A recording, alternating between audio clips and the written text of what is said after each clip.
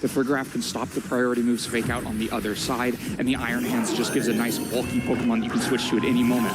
Well, let's get into it, Pokemon trainers. Give it up for our juniors in their grand finals here at NAIC. Terrapagos and Rillaboom out front and center for Joaquin, and on the opposing side, it's that adorable little Whimsicott paired up with the ferocious Miraidon. Well, we weren't sure what mode we'd see first, but it's that fake-out partner with Rillaboom paired with Terrapagos. The opportunity for Calm Mind is here, and the other thing with Rillaboom out on the field immediately is that it undoes the electric terrain on the other side. Miraidon immediately not hitting quite as hard. But you have to be a little bit careful. Terrapagos can still end up vulnerable with the Whimsicott on the other side. It has Fake Tears, can undo Calm Minds faster than you can set them up. And it's a nice way to boost up the damage Miraidon or a special attacker can deal with those Fake Tears. But Miraidon getting out of there saying, I want to set up my electric terrain and have my Hadron engine activated later on. Chi-Yu is going to join the field. It's going to activate the Beads of Ruin and help out the special attackers as the Fake Tears does indeed target down into that opposing Terrapagos, setting up for a special attacker to sweep through later on. Rillaboom, however, also goes on the offensive, but on the physical side with a Wood Hammer down into that Whimsicott, just doing a little bit of damage, and maybe if there had been a switch that would have been a little bit more significant. But Terra Starstorm is the double up. Whimsicott is out of here. What a strong play on the first turn here, just recognizing that Whimsicott is a problem, and the fastest way to get rid of Whimsicott is to use that resisted move in Wood Hammer along with Terra Starstorm. You don't need the Calm Minds yet. You can do the damage now. Get the KO on Whimsicott and get rid of that problem on the other side. Now, whether it's the speed that you don't have to worry about the tailwind on the other side or no more Fake Tears coming into Terrapagos, a huge swing on turn one in Joaquin's favor. Love that little nod of confidence Joaquin gave to the crowd then as well. He knows that was a fantastic play, getting rid of what could be a very problematic Pokemon. You still have to contend with the Fake Tears on your Terrapagos, but something like a switch out can reset that easily.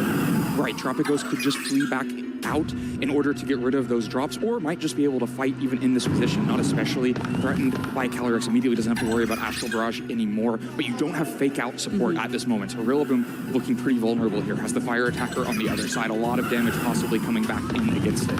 And an unusual choice on the Calyrex. This one is rocking Encore as well. So Terrapagos isn't safe to maybe go for something like a Calm Mind if you're then going to be locked into it and not able to deal the damage out on the field. So it's just going for a Protect here, playing a little bit defensively. Joaquin maybe scouting out what the Chi-Yu wants to lock in with. It is going to be that Heat Wave trying to target on both the opposing Pokemon. It's only going to be able to connect onto that opposing Rillaboom, deal a significant amount of damage, but that Assault Vest really helping keep it in the game. Almost going to be a follow-up from that Psychic, but a really nice defensive Protect from Terrapagos here. Right, Terrapagos protects itself through the turn, and crucial that it wasn't the Astral Barrage. While Rillaboom took a ton of damage on this turn, being able to flee into the back and then come out later means that both it can answer the Electric Terrain in the future and provide one more Fake Out. So very crucial for Joaquin that it managed to survive the turn. And you can see, looking at these two Pokemon in the back, why it wasn't easy to switch out of that position. You don't want your Koraidon coming in and taking Astral Barrage or Psychic or Heat Wave from the Chi-Yu. And so instead, it's Rillaboom has to take that hit, then manages to get back. And now, Fluttermane looking pretty threatening here because the Focus Sash has been broken by U-turn onto the Calyrex Shadow, and we know that Koraidon is in the back. So it could switch in, boost up the speed on Fluttermane and make it the fastest moving thing on the field, and that's exactly what's happening. Terrapagos out into the back. Two birds, one stone. You're able to bring Koraidon onto the field to set up the Sun with its Auric Halcyon Pulse, and at the same time reset that Fake Tears drop that the Terrapagos got earlier on. This is going to bring joy and relief to the Fluttermane. That Photosynthesis boost is going to activate, making its speed, as you said, Len, the fastest thing on the field. The Koraidon, however, could potentially be boosting up that Heat Wave, so you have to contend with what the Chi-Yu is going to be capable of dealing with. Calyrex wisely protecting in the face of a potential Shadow Ball coming that way, and exactly what Fluttermane had locked into here. It's all now down to the Chi-Yu. Can it capitalize on the Sun in the sky, trying to get some damage on the board? We know the Focus Sash is on that Fluttermane, so it's always going to stay in the game, but that's not insignificant damage on the Koraidon. Definitely not insignificant damage, but it's something that you can withstand. I think there's a really interesting decision to be made now. Fluttermane can likely go on the offense against Calyrex again. It's already protected last turn. If Miraidon were to come in, it could take a lot of damage on this turn. And if meanwhile, that Chi won't get a chance to attack until after Fluttermane, so if you want to stop it and get the KO back, Miraidon will have the open window into Chi on the other side. And we are going to see the Terrestrialization, saying, you're sending Fire-type moves my way, I'm going to Terrestrialize into a Fire-type here so that I can take advantage of the Sun and deal damage as well. Koraidon going for that move here as Fluttermane decides to take speed control into its own and can go for that Icy Wind. Will connect on both Pokemon, lowering their speed by one stage. That's going to counteract some of the advantage that the Choice Scarf has been given to that Chi-Yu, as well as enabling the Koraidon to go here for the Flame Charge into that Calyrex and get the knockout. So much speed switching there, the Icy Wind dropping Chi-Yu down and also dropping Calyrex down so that Flame Charge can go first, get the KO, and get this speed boost on Koraidon. We said this earlier, there's great synergy amongst these Pokemon and they're showcasing it beautifully. Koraidon dodging out of the way, Fluttermane also diving out of the way. A fantastic turn here for Joaquin. already looked very difficult for Izhaq to come back here, down 2 Pokemon, 4-2. But that Heat Wave miss on both Pokemon really makes things difficult now, because Miraidon will hit the field, set Electric Terrain, but Rillaboom is still in the back to undo that. And nothing has changed about the speeds here. Both Koraidon and Fluttermane will move before either of Miraidon or Chi-Yu. So a lot of damage is coming back. The Miraidon looks very vulnerable, has the choice specs, can't protect itself. Chi-Yu has the choice scarf, can't protect itself. So it's easy going for damage coming out. But the Terastallization, the last measure of defense here from Izhaq. Yeah, Joaquin has done a beautiful job of setting up the speed control in his favor in this match. Chi-Yu going to take a change of type here and turning into a ghost, just putting itself into a position to maybe try and take some defensive capabilities. But Koraidon going for the protect, scouting out what this opposing Miraidon wants to lock into with its choice specs. Fluttermane also going for the protect. I think this is a really wise and safe play from Joaquin, just trying to identify how Izhaq wants to play this next turn. It's going to be the Electric Drift. That makes sense. It hits pretty hard. You've got the Electric Terrain activated now, and the Chi-Yu, obviously, we know it's going for Heat Wave. Crucially, Joaquin has learned where the Terastallization has been spent. It was the last bit of defense available, and it could have been spent on either of Miraidon or Chi-Yu. But now that it's been used, you know that you can go out on the offense with Fire into Chi-Yu, or Ghost into Chi-Yu, and get good damage. And meanwhile, you know that Miraidon will stay weak to Fairy and stay neutral to fighting, so it's easier to find your targets on this turn.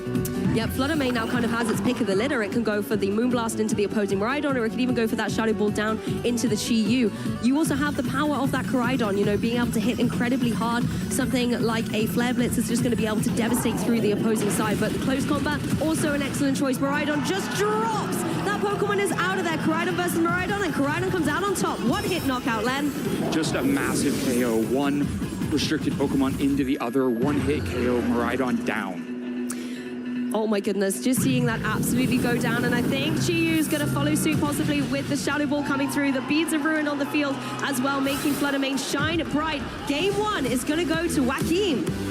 What a strong game, but it really all started with that turn 1 play. Because what was crucial in that game 1 was the speed advantage landing in Joaquin's favor. And the reason the speed advantage was able to persistently land in Joaquin's favor is because Whimsicott went down on turn 1 and could not Tailwind, couldn't catch the speeds of Chi-Yu and Miraidon and Calyrex up over the level that Joaquin had.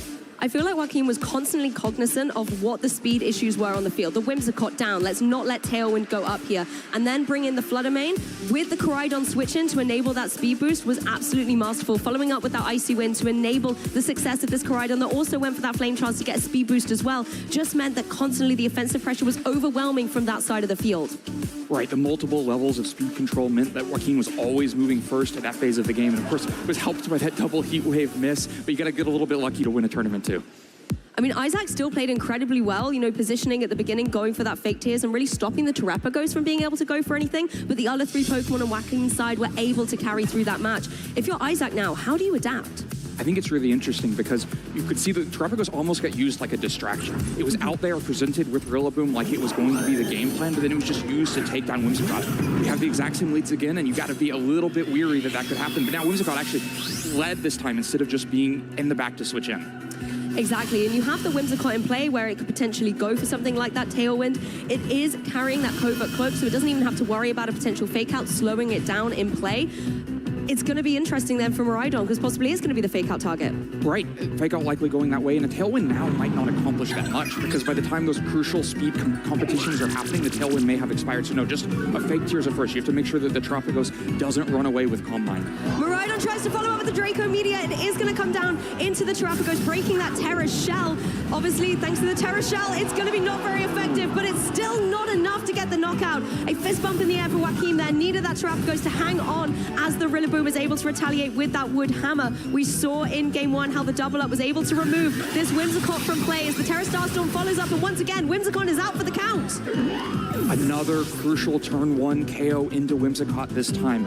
Izhaq reached for the damage, tried to find the fake tears and the Draco Meteor to get the KO onto Terapagos. Would have worked if there had been Electric Terrain to get that last bit of amplification onto the Draco Meteor, but instead Terapagos with its powerful Terra Shell ability able to resist Draco Meteor and even at -2 special defense withstand that attack and fire off the one crucial Terra Starstorm. That means Izhaq's back in the same spot. No Tailwind to help, but this time with Miraidon already locked into Draco Meteor and at -2 special attack, offering less damage potential.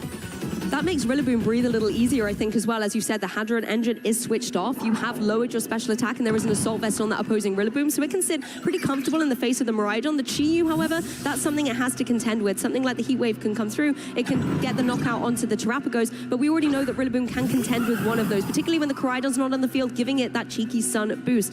We are going to see the Calyrex switch in here for Izhaq, making an adaptation and keeping the Miraidon in the back, maybe to try and get some terrain control a little bit later on, and Joaquin preserving that Terrapagos in the back as well. Fluttermane joining the field, but is it going to be able to get it unscathed? If a Heat Wave is coming through this way, it could be breaking that Focus Sash. It does go for it, but Rillaboom able to dodge out of the way. Fluttermane, however, not so lucky, is going to have to take that attack and does get the burn. It's not going to affect it on the offensive pressure side of things, but it will start counteracting that grassy terrain in play.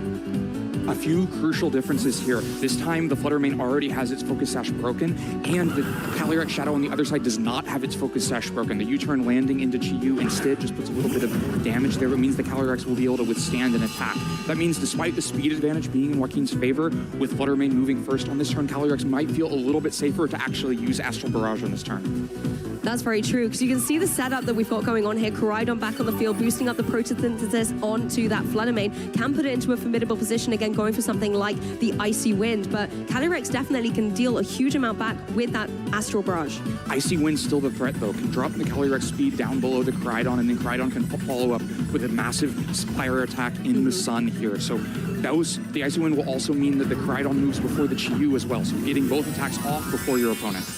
I think the Koraidon is in a prime position to get some big damage on the board, particularly with this terrestrialization, embracing the fire type with the sun in the sky as well. Something like a Flare Blitz is going to be dealing devastating damage into the opposing Calyrex, and I think the Chi-Yu as well isn't going to appreciate it. Fluttermane able to connect the Icy Wind on both these Pokemon, a little bit of chip, but of course the critical thing is this secondary effect, lowering the speed and enabling Koraidon to be in a position primed to get a knockout and take Joaquin one step closer to the champion title. It is going for the Flame Charge because it wants to capitalize on trying to get its speed up. Its target's Chi-Yu. Its target has been identified and knocked out of the competition. Even with the resistance, that is so much damage. Able to take the Chi-Yu off the field, but crucially not the Calyrex. That means the Calyrex is still set to move on this turn. Yes, exactly. Calyrex in a prime position to also retaliate. The Astral Barrage will come through. This is going to be able to deal very cleanly with the Fluttermane. Koraidon able to hang on though, but Joaquin now has the utility to bring in a Pokemon from the back. It could always be something like that Rillaboom again, apply a fake out pressure to the Miraidon that we know has to join the field. The other crucial change is that now Koraidon has received the speed boost from Flame Charge. That will mean that it moves before either the Miraidon or the Calyrex on the other side. We saw close combat in the last game just take a one-hit KO on Miraidon, so you have to expect that might be coming. Meanwhile, Rillaboom also hitting the field again can put fake out pressure into Miraidon, so you can threaten fake out into Miraidon along with a fire attack into Calyrex, or just a close combat into Miraidon. So easy to find the speed advantage and turn advantage for Joaquin at this point. And once again, Rillaboom's able to gain terrain control. You know, the faster Pokemon sets it, the slower one able to reset it over the top. So Hadron Engine is going to be deactivated for the remainder of this set. You have to watch out, though, for the Calyrex. If it is able to go for the Astral Barrage, I feel like the Koraidon could be in danger. Yeah, if it can manage to sneak one in somehow, it will be so much damage, but it's hard to see how Izhaq finds that window to get an Astral Barrage in when you have these threats from the other side. For now, Calyrex just going to protect itself, try to do it on the next turn. Making sure it's not going to take any Flare Blitz damage in this turn. Rillaboom finding its mark on the Miraidon, but if the Koraidon has got its eyes set on it with the close combat, that could be devastating, but instead was targeting down into that Calyrex. So a nice moment here for Izhaq, keeping both the restricteds in play going into this next turn. Izhaq survives the one turn, but still has the threat of the Koraidon on the other side. No fake out this time probably means that one of these two Pokemon gets to attack. You can try to get Miraidon damage down into Koraidon, maybe with something like a double protect from the Calyrex Shadow. If that's where the targeting goes, there's a path back into this. I think as well the Koraidon in a prime position to just go for that close combat into the Miraidon and remove it from play. You then just have to see if the Rillaboom can deal enough to this opposing Calyrex. It tries to go for the double protect. It fails. Joaquin very happy to see this as the Flare Blitz comes out from this Koraidon. It's able to dive across the field in a blaze of glory into that Calyrex and take it down. The grassy terrain was not enough to be able to regain up that Focus Sash, and now Miraidon sitting alone for Izhaq against such formidable forces on Joaquin's side of the field. Sitting alone and without its terrain, sitting on the grass, the Electric Drift will still be plenty to KO the Koraidon, but it's going to be so difficult to get through that Rillaboom. At least you do get a little bit of revenge for your fallen teammates here, as Koraidon will go down, the Restricted goes down, and that Terrestrialization Pokemon is no more utilized for Joaquin. We know that the Terrapagos can come back in. It's not going to be able to deal too much damage, but this is a beautiful play. You are able to switch out. forcing Rillaboom to come back in thanks to the Koraidon going down, which means you've got Fake Out in play once again, and we know the Miraidon cannot protect. Right, Miraidon cannot protect itself from Fake Out, so we'll take that little bit of damage, but then we'll crucially flinch, buying the Trapagos the free turn to either set up with Calm Mind to maybe be able to attack in the future after it gets these turns of Leftovers and Grassy Terrain, or just go out on the offense with Earth Power. Even unboosted, the Miraidon will not be able to take many of them. Yes, Miraidon looking in a very difficult spot, particularly as its arch nemesis, the Rillaboom. The terrain wars that it's constantly had is now back on the field, once again threatening that Fake Out. You can easily go here for that Fake Out, follow up with something on the Terapagos, and just deal detrimental damage to this opposing Miraidon. Here comes the Fake Out. Should be the Earth Power afterwards. It's going to be damage unresponded by the Miraidon. Yep, Earth Power is able to follow up, does a little bit of chip damage. It's not going to be enough to get the KO in this turn. The Sun does go from the sky, but critically that Grassy Terrain is in play. That does give Rillaboom the advantage to go for something like a Grassy Glide. Grassy Glide might not be enough damage to pick up the KO, but you can also Wood Hammer and just go for the KO. That way, Miraidon will get a chance to move first, but can you find the damage? Maybe against Trapagos, but it's going to be close. Trapagos is such a bulky Pokemon, and definitely not against the Rillaboom. With the resistance and lack of electric terrain, the Rillaboom will be able to withstand multiple Electro Drifts. It could all come down to this particular turn. Miraidon able to move first, does go for the Electro Drift and find its mark down into the Rillaboom, but the Assault Vest really paying off, keeping it in the game. With a critical hit though, such a valiant effort coming through from Miraidon, but the Wood Hammer comes through, seals the game, and Joaquin Roquett takes the title in the junior division to become your champion at the North American International Championships. Just such a well-executed game plan. Both games 1 and 2 prioritize getting rid of the Winds of